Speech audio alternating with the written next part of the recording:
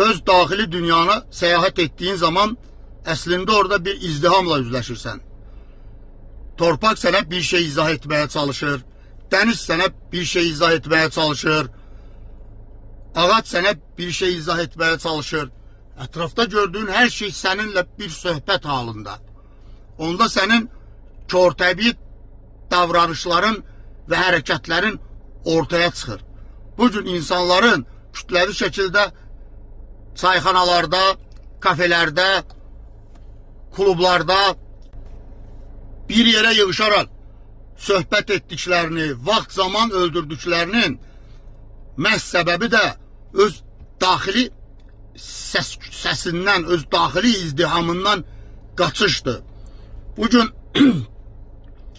sosial şəbəkələrdə saatlarla oturmuş insanlıq məhz öz daxili dünyasından, o izdihamdan, o səsdən, o suallardan qaçmaq üçün sadəcə başını qatır. Amma əslində o səs sənin gücündür. Sən o daxili izdihamın səsinə qoşulub, onun sualları qarşısında cavablar verib, onunla söhbət halında olanda həyatda hər şey dəyişir. Sənin bütün suallarının cavabı məhz oradadır. Amma biz o əzablardan, o acılardan qaçıb özümüzü ətraf dünyada axtarmağa çalışırıq. Amma əslində bizim həqiqətimiz, bizim gücümüz, bizim cəsarətimiz, bizim mənliyimiz, bizim xoşbəxtliyimiz öz daxili dünyamızdadır.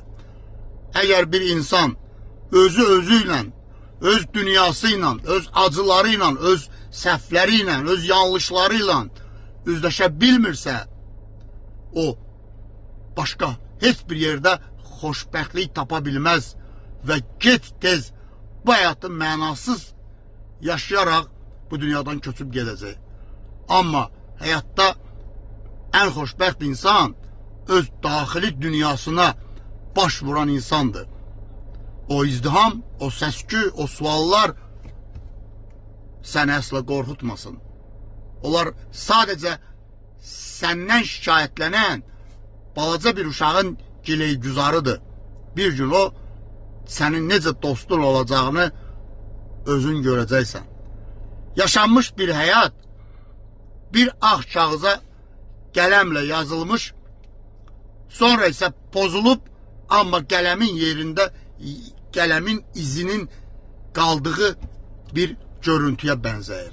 Sən bunu yaşamısan və onu artıq geri silmək mümkün deyil.